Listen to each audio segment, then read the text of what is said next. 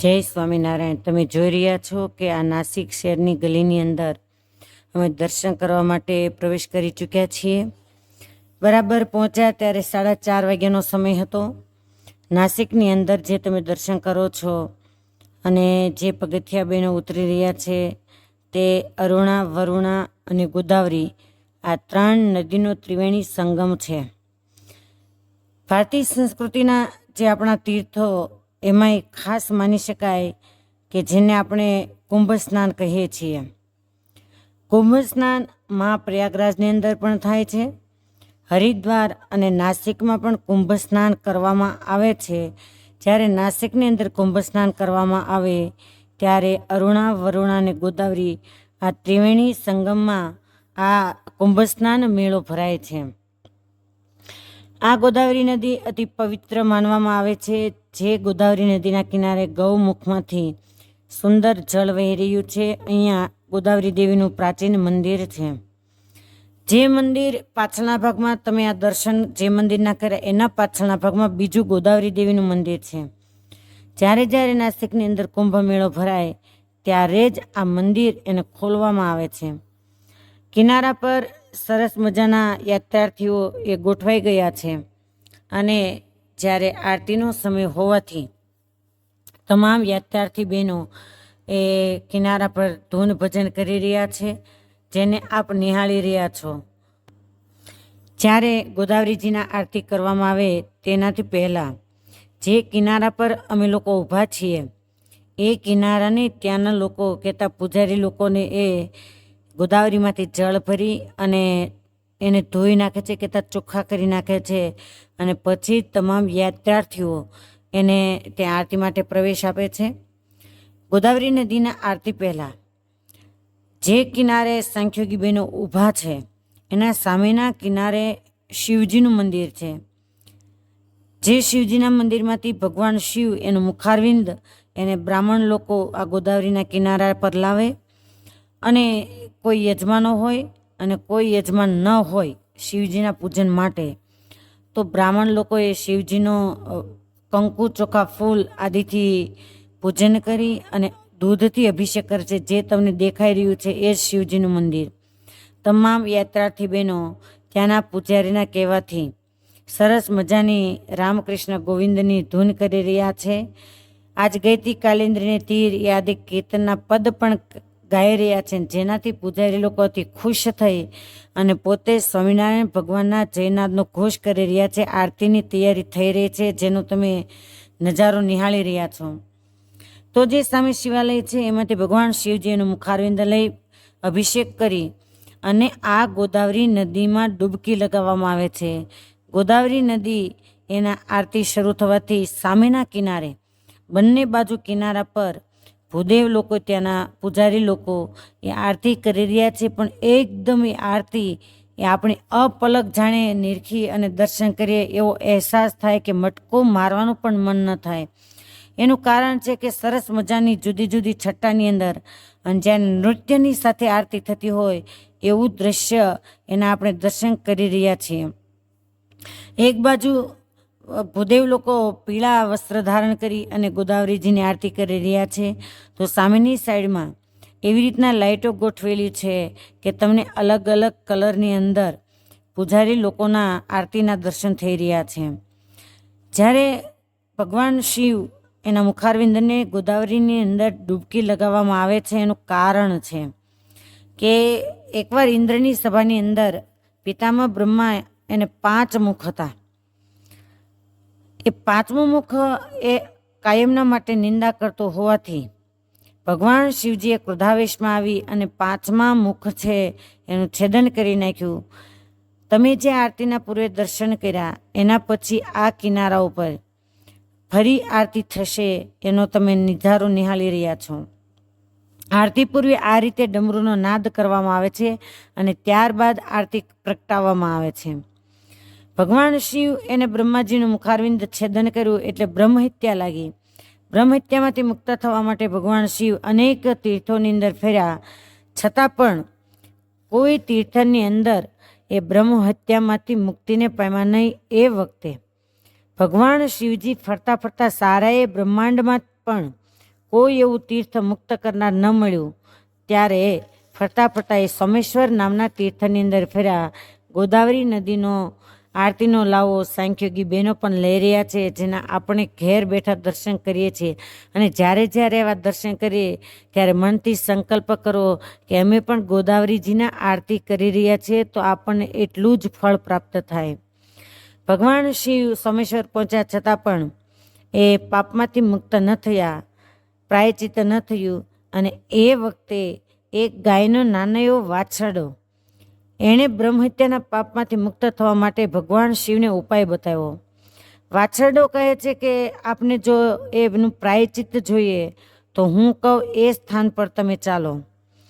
વાછરડાના કહેવાથી ભગવાન શિવ વાછરડાની સાથે ગયા અને એ સ્થાન બીજું કોઈ નહોતું પરંતુ ગોદાવરી નદીનો કિનારો કહેતા ગોદાવરીજી હતા. વાછરડાએ ગોદાવરીજીની અંદર સ્નાન કરવા માટે કહ્યું અને ભગવાન શિવે એમની વાત માની અને ગોદાવરીની અંદર જ્યાં ડૂબકી લગાવી. અને એ જ વખતે ક્ષણવારનો વિલંબ થયા વગર પણ ભગવાન શિવ એનું પ્રાયચિત્ત થયું, બ્રહ્મહત્યામાંથી મુક્ત થયા અને એ પાપમાંથી મુક્ત થયા.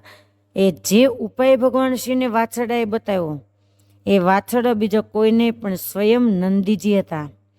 નંદીજીના કહેવાથી ભગવાન શિવ એ બ્રહ્મહત્યાની પ્રાયચિતમાંથી મુક્ત થયા. એટલે કાયમના માટે ભગવાન શિવ એ ગોદાવરીના કિનારે જ પોતાનું સ્થાન સ્વીકાર્યું. અને જ્યારે ભગવાન શિવ એને કપાલેશ્વર નામ તરીકે ત્યાં સ્થાપના થઈ અને નંદી એના સામે જે આસન ગ્રહણ કરવા માટે જાય ત્યારે ભગવાન શિવે નંદીને મના કરી કે અહીંયા તમે મને પ્રાયચિત આપ્યું છે, માટે તમે મારા ગુરુ કહેવાઓ. અને ગુરુ ક્યારેય સેવક તરીકે સ્થાન મેળવી ન શકે, માટે આ જ સ્થાન પર તમારે મારા મંદિરની અંદર સ્થાન ગ્રહણ કરવું નહીં. વિશ્વનું એક જ શિવાલય એવું છે કપાલેશ્વર મહાદેવ કે જ્યાં નંદીજી ભગવાન શિવની સામે નથી. હવે આપ જોઈ રહ્યા છો કે આરતીના બાદ તમામ યાત્રાર્થી બહેનો ગોદાવરી મૈયા તેમજ ભગવાન રામકૃષ્ણ આદિ પરમાત્મા એના જયનાદ ઘોષની સાથે ભગવાન સ્વામિનારાયણનો જયનાદ ઘોષ કરી રહ્યા છે. આ રીતે કપાલેશ્વર ભગવાન એ પોતાનું ગોદાવરીના કિનારે સ્થાન ગ્રહણ કર્યું. હવે આપ દર્શન કરી રહ્યા છો કે ગોદાવરીજીના આરતીના દર્શન બાદ અમે પંચવટી દર્શન કરવા માટે જઈ રહ્યા છીએ, જ્યાં 5 વૃક્ષ મોટા મોટા વટના છે, વટવૃક્ષ, જેના 5 વૃક્ષ પર નંબર લગાવેલા છે.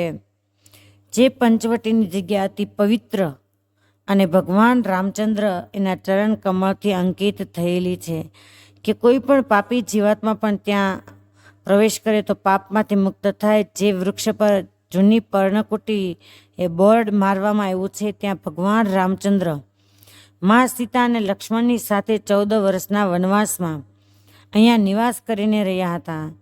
આ જે વટવૃક્ષ એ અતિ પુરાતનીય છે, જેના વૃક્ષના થડ ઉપરથી આપને ખ્યાલ આવે કે કેટલીય વડવાઈઓ એ વૃક્ષની થડની સાથે વીંટાઈ વળી છે. આ પુરાતની સ્થળ જે 3જા નંબરનું પંચવટી વટવૃક્ષ એના તમે દર્શન કરી રહ્યા છો. તમામ હરિભક્તો હવે સીતા ગુફાની અંદર પ્રવેશ કરવાની તૈયારી કરી રહ્યા છે. અને આપ નજારો નિહાળી શકો છો કે અતિ ઢાળવા ચડવાનું આ સ્થાન છે, કેમ કે ગલીમાંથી ઢાળની અંદર આ સીતા ગુફાની અંદર પ્રવેશ થાય છે. યાત્રાર્થીઓ સીતા ગુફા પાસે એકત્રિત થઈ રહ્યા છે. સીતા ગુફાની અંદર કોઈ પણ વિડીયો શૂટિંગની મનાઈ હોવાથી તમામ યાત્રાર્થીઓ ત્યાં એકત્રિત થઈ અને બહારનો નજારો એ તમને દર્શન આપી રહ્યો છે. વાલા ઘનશ્યામ મહારાજને પણ સાથે લીધા હતા. તમામ યાત્રાર્થીઓ એ હવે સીતા ગુફાની અંદર પ્રવેશ કરી રહ્યા છે. સીતા ગુફા જે પંચવટીમાં સીતા એનું લંકાપતિ રાવણે અહીંયાથી જ હરણ કર્યું હતું એવું આ પવિત્ર સ્થાન એ નાસિકની અંદર આવેલું છે, જ્યાં લાઇનની અંદર તમે જોઈ શકો છો કે બાલુડા ઘનશ્યામની સાથે તમામ યાત્રાર્થીઓ એ અંદર પ્રવેશ કરી ચૂક્યા છે. રાત્રિ ઘણી થઈ ગઈ હોવાથી અંધારું દેખાઈ રહ્યું છે. એક પછી એક યાત્રાર્થીઓ લાઇનમાં સીતા ગુફાની અંદર પ્રવેશ કરી રહ્યા છે. પંચવટીના ભગવાન રામચંદ્ર લક્ષ્મણ અને સીતા એની સાથે નિવાસ કરતા હોવાથી પંચવટીનું આ પ્રથમ વટવૃક્ષ એના દર્શન થઈ રહ્યા છે. એ સીતા ગુફાની અંદર પ્રવેશ કરવા માટે એક પછી એક વ્યક્તિ જ એમાં પ્રવેશ મેળવી શકે છે. એટલા માટે જ બહાર તમે ટ્રાફિક જોઈ રહ્યા છો. હવે આ ગુફાની અંદર સાંખ્યોગી બહેનો એ દર્શન કરવા માટે પ્રવેશ કરી ચૂક્યા છે અને જેનો નજારો આપ નિહાળી રહ્યા છો. સાઈડમાં આ દિવાલો છે એ પથ્થરનો આકાર આ રીતનો છે. થોડા થોડા અંતરે આ રીતે જે આપણને બારી જેવું દેખાય છે એ બારી જેવું એ ગેપ છે નીકળવા માટેનો. એવા 4 થી 5 ગેપમાંથી પસાર થઈએ ત્યારે મા સીતા એનું મંદિર આવે છે.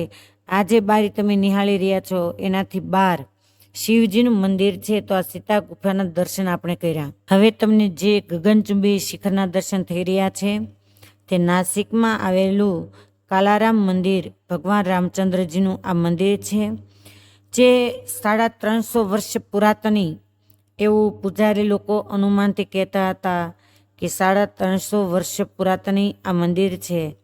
મંદિરની સાઈડમાં આજુબાજુમાં આ રીતે મંદિરનું બાંધકામ થયેલું છે. મંદિરના મુખ્ય ભાગમાં રામ, લક્ષ્મણ અને મા સીતા એના દર્શન તમે કરી રહ્યા છો.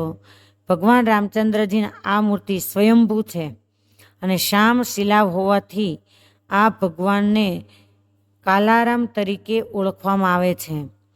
મંદિરના ગર્ભગૃહની બહાર જે હરિભક્તો દર્શન કરી રહ્યા છે એ ગર્ભગૃહના આજુબાજુનો એ તમે દર્શન કરી રહ્યા છો. જે તમે અતિ નકશીકામવાળું જોઈ રહ્યા છો એ મંદિરના ઘુમ્મટનો ભાગ છે અને આ કાલારામ મંદિર ભગવાન કાલારામ એના ઉપાસક એવા શિવાજી છત્રપતિ એના ગુરુ રામદાસજી એ ભગવાન કાલારામ કહેતા રામચંદ્રજીના ઉપાસક હતા.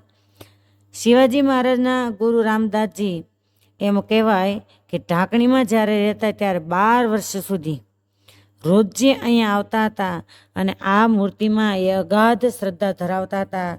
એવું પવિત્ર સ્થાન આ કાલારામ મંદિર કહેતા ભગવાન રામચંદ્રજીનું છે, જેના અમે દર્શન કર્યા. અને તમે પણ સૌ લોકો વિડિયા દ્વારા ઘેર બેઠા આ તમામ તીર્થોના દર્શન કરી અને પોતાના જીવનને ધન્યભાગી બનાવી રહ્યા છો. અને જ્યાં જ્યાં અમે દર્શન કરીએ છીએ ત્યાં ત્યાં તમામ ભક્તજનોને યાદ કરી અને જે વિડિયા દ્વારા આ દર્શન નિહાળી રહ્યા છે એ તમામ વતી તમામ તીર્થક્ષેત્રની અંદર એના વતી સ્નાન કરીએ છીએ અને એના વતી પરમાત્માને તમામ દર્શનાર્થીઓના માટે સુખ, સમૃદ્ધિ અને સંસ્કારથી એનું જીવન સભર રહે એ પ્રાર્થના પણ કરીએ છીએ. જય સ્વામિનારાયણ. હવે અમે નાસિક શહેરની અંદર આવેલ પવિત્ર એવા ગોદાવરી નદીના કિનારા પર કહેતા ત્રિવેણી સંગમના કિનારા પર અરુણા, વરુણા અને ગોદાવરી ત્યાં આવેલું કપાલેશ્વર મહાદેવનું મંદિર એના દર્શન કરી રહ્યા છીએ. કપાલેશ્વર મહાદેવના મંદિરનો આ શિખરનો ભાગ અને બાજુમાં સરસ મજાના દીપમાળા એ શોભી રહ્યા છે. કપાલેશ્વર મહાદેવના મંદિરમાં દર્શન કરવા માટે આ પ્રવેશ દ્વાર છે, જ્યાંથી હજારો યાત્રાર્થીઓ કપાલેશ્વર મહાદેવ એના દર્શન કરવા માટે જઈ રહ્યા છે. જેના સરસ મજાના શિવલિંગજી એના આપણે દર્શન કરી રહ્યા છીએ. વિડીયો શૂટિંગની મનાઈ હોવા છતાં અમે સંન્યાસી છીએ એટલા માટે પૂજારી લોકોએ એટલી કૃપા કરી અને અમને મંદિરની અંદર આ કપાલેશ્વર મહાદેવના શિવલિંગ એના દર્શન કરવાનો મોકો આપ્યો હતો. ત્યાર પછી અમે લક્ષ્મણજીએ જે જગ્યાએ તપ કર્યું હતું એ જગ્યાના દર્શન, એ તીર્થના દર્શન કરી રહ્યા છીએ કે વિશ્વની અંદર શેષ સ્વરૂપે એક જ આ મંદિર એવું છે કે જ્યાં લક્ષ્મણજીના મૂર્તિ શેષ સ્વરૂપે છે. આપ નિહાળી શકો છો કે લક્ષ્મણજીના મૂર્તિના ઉપર શેષ પંચમુખી શેષ નારાયણ છે. અને જો આ ઝીણવટપૂર્વક દર્શન કરવામાં આવે તો જ આપણને આ દર્શન એ સમજાઈ શકે. લક્ષ્મણજી અહીંયા તપ કર્યું હતું. ને બીજા નંબરમાં જ્યારે ભગવાન રામચંદ્રજી મા જાનકીની સાથે અહીંયા નિવાસ કરીને રહેતા હતા ત્યારે રાવણની બેન શૂર્પણખા એ અહીંયા આવેલી અને ભગવાન રામચંદ્રજીની જ્યારે વરવાની વાત કરી ત્યારે ભગવાન રામચંદ્રજીએ બતાવ્યું કે હું તો એક પત્નીવ્રત ધારનાર પુરુષ છું. પરંતુ સામે જ મારો ભાઈ છે એની પાસે જઈ અને તું તારી ઈચ્છા વ્યક્ત કર. અને ત્યારે ભગવાન રામચંદ્ર અને મા જાનકી એની સેવામાં જોડાયેલા એવા લક્ષ્મણની પાસે જ્યારે શૂર્પણખા આવી અને ત્યારે ભગવાન રાઘવેન્દ્રએ સહેજ લક્ષ્મણજીને શાન કરી અને તરત જ લક્ષ્મણજીએ પોતાના હાથમાં રહેલ આયુધ દ્વારા એક જ ઝાટકે શૂર્પણખા છે એનું નાક કાપી નાખ્યું. એટલા માટે આ નાસિકનું નામ, શહેરનું નામ નાસિક પડ્યું છે. કહેતા શૂર્પણખા છે એના નાકનું છેદન થયું અને જે નાક છે એ ગોદાવરીના કિનારા પર પડ્યું. એટલા માટે આ શહેરને નાસિક શહેર એમ કહેવામાં આવે છે. જે તમે ત્યાં દ્રશ્ય નિહાળી રહ્યા છો કે પ્રદર્શનની અંદર આ દ્રશ્યો મૂકવામાં આવ્યા છે. લક્ષ્મણજીએ જ્યાં તપ કર્યું ત્યાં જાણે યાત્રાર્થીઓ પણ રાત્રિનો અંધકાર હોવા છતાં તપ કરવા માટે બેસી ગયા હોય એમ તમામ યાત્રાર્થીઓ મધ્ય ભાગની અંદર બેસી ગયા છે. આ જે નાસિક શહેર જ્યાં લક્ષ્મણજી તેમજ ગોદાવરી કપિલા સંગમ એ તમામ તીર્થ કહેતા એ ક્ષેત્રને તપોવન તરીકે ઓળખવામાં આવે છે. જ્યાં ભગવાન રામચંદ્રજીએ 14 વર્ષના વનવાસની અંદર અહીંયા નિવાસ કર્યો હતો. એવું આ પવિત્ર લક્ષ્મણજીના તપનું સ્થાન. અને એમ પણ કહેવામાં આવે છે કે આ જગ્યાએ લક્ષ્મણજીએ તપ જ કર્યું હતું, પરંતુ નાકનું છેદન તો કપિલા અને ગોદાવરીનો કિનારો છે ત્યાં કર્યું હતું. આવી બંને માન્યતાઓ અહીંયાના પૂજારીઓ બતાવે છે. જે કપિલા ગોદાવરીનો સંગમ અતિ રાત્રિનો અંધકાર હોવાથી સ્પષ્ટ રીતે આપ જોઈ શકતા નથી, પરંતુ જે સામે સફેદ જેવું દેખાય છે ત્યાંથી પવિત્ર એવા ગોદાવરીજી વહી રહ્યા છે. આ ગોદાવરીનું પટાંગણ છે. જે શ્યામ મૂર્તિ તમને દેખાઈ રહ્યા છે તે ભગવાન રામચંદ્ર અને મા જાનકી એના મૂર્તિ છે. આ તીર્થને, આ તીર્થ ક્ષેત્રને અગ્નિકુંડ તરીકે ઓળખવામાં આવે છે. જ્યારે મા સીતા એનું હરણ થવાનું હતું એનાથી પહેલાં ભગવાન રામચંદ્રજી એમણે 3 દેવો કહેતા બ્રહ્મા, વિષ્ણુ અને મહેશ એ ત્રણેય દેવોને બોલાવી અને સાક્ષી તરીકે આ તીર્થમાં બોલાવેલા 3 દેવોના 3 કુંડ છે અને ચોથા નંબરનો એક અગ્નિકુંડ છે. 3 દેવોના સાક્ષીએ ભગવાને મા સીતાને આજ્ઞા કરી કે તમે આ અગ્નિકુંડની અંદર સમાઈ જાઓ અને તમારું જે છાયા સ્વરૂપ છે એને પ્રગટ કરો. અને છાયા સ્વરૂપે આ જે મોટો કુંડ તમને દેખાઈ રહ્યો છે અગ્નિકુંડ છે. છાયા સ્વરૂપે જ રાવણ તમારું હરણ કરશે. તમને જે સામે દેખાઈ રહ્યા છે એ કપિલ ભગવાનના મૂર્તિ છે.